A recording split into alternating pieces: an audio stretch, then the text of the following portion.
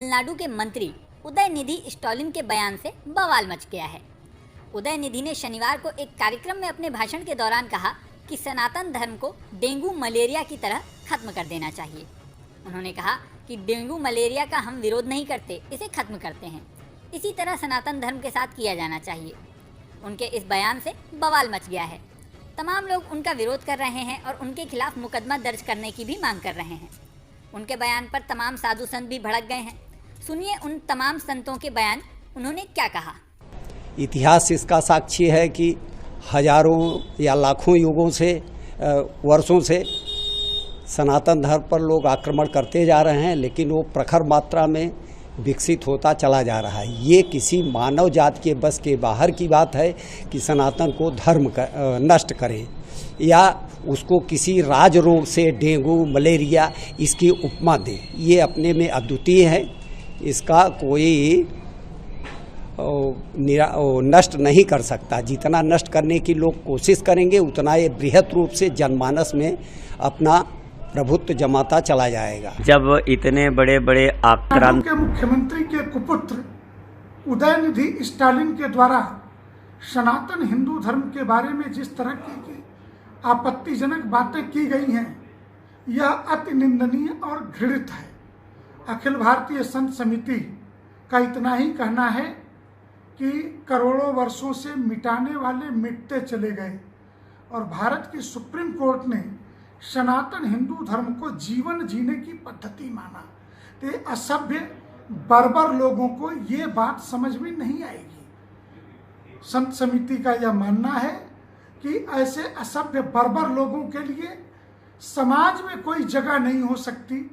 सत्ता और सरकारें अगर ऐसे लोगों को पोषित करेंगी तो समाज में अशांति ही फैलेगी। देखो, यह बड़ी दुर्भाग्य की बात है कि जो अभी राजनीतिक लड़ाई चल रही है, ये जितने इंडिया से जुड़े हुए गठबंधन के लोग हैं, इंडिया गठबंधन में है, वो मोदी जी से और बीजेपी से नहीं लड़ रहे हैं, वो हिंदू सनातन धर्म से लड़ रहे हैं। उनका उद्देश्य है कि हिंदू सनातन कैसे समाप्त हो। यह अब लड़ाई मोदी जी में और इंडिया गठबंधन में नहीं है। अब ये लड़ाई बीजेपी और इंडिया गठबंधन से अब नहीं है। यह लड़ाई अब विचारधाराओं की हो गई है, सूर और असुरों की लड़ाई हो गई है। यहाँ सत्य अब असत्य की लड़ाई हो गई है। और सूर असुरों का मैं इसलिए कह रहा हूँ, एक व्यक्ति है, एक इंडिया गठबंधन है जिसके लोग श्रावण में ही मांस खाना शुरू कर देते हैं। एक हिंदू सनातनी है जो अपनी परंपराओं को बचाना चाहता है।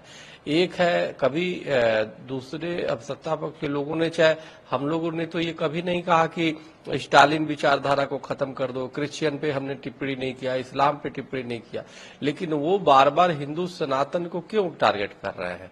उनको अगर आपत्ति हो तो मोदी जी पे टारगेट करते, आप भी सत्ता पक्ष के बारे में, उनके नीतियों के बारे में बोलते, लेकिन वो हिंदू सनातन पे इसीलिए आ रहा है क्योंकि उनकी सबसे बड़ी समस्या हिंदू सनातन है। और आप देखना, यही मंत्री जब चुनाव आ जाएगा तो ये दिखाने के लिए, हिंदुओं को भ्रमित करने के लिए काल नेमी की तरह अपने ओट कोट पे ऊपर जनेऊ पहन के घूमेंगे, मंदिर मंदिर घूमेंगे। अब उदयनिधि के बयान से शुरू हुआ तमिलनाडु के मुख्यमंत्री के बेटे डीएमके नेता उदयनिधि का पुतला है। आज हमने जो है प्रतीकात्मक पुतला दहन किया है और तलवारों से उनका सर कलम किया है, क्योंकि उन्होंने कहा है कि मच्छर, डेंगू, मलेरिया और कोरोना की तरह सनातन धर्म को समाप्त कर देना चाहिए। और इसके बाद बेशर्मी से उन्होंने बयान दिया कि वो अपने बयान पर कायम हैं। जबकि देखा जाए तो लाखों वर्ष पहले अगर देखिए तो एक ही धर्म था, सनातन धर्म।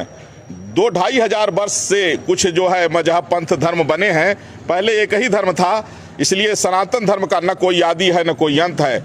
सनातन धर्म न कभी मिटा है न कभी मिट सकता है। हाँ, सनातन धर्म को अगर मिटाने की कोई बात करेगा वो जरूर मिट जाएगा। अयोध्या से मैं तपस्वी छावनी पीठाधीश्वर जगत गुरु परमहंस आचार्य आज मैं 10 करोड़ रुपए का इनाम घोषित कर रहा हूं। जो डीएमके नेता उदयनिधि का सर काट के ले आएगा वो हमसे 10 करोड़ रुपए का ले जाए पुरस्कार। और इसके बाद भी अगर कोई नहीं ले आया तो हम तलवार तैयार कर लिए हैं, मैं स्वयं रवाना होऊंगा और उसका सर काटूंगा। क्योंकि अगर दूसरे धर्म के विषय में इस तरह बोले होते तो अभी तक चिथड़े उड़ गए होते। यहाँ तक कि उनके पिताजी मुख्यमंत्री हैं, उनके भी चिथड़े उड़ गए होते।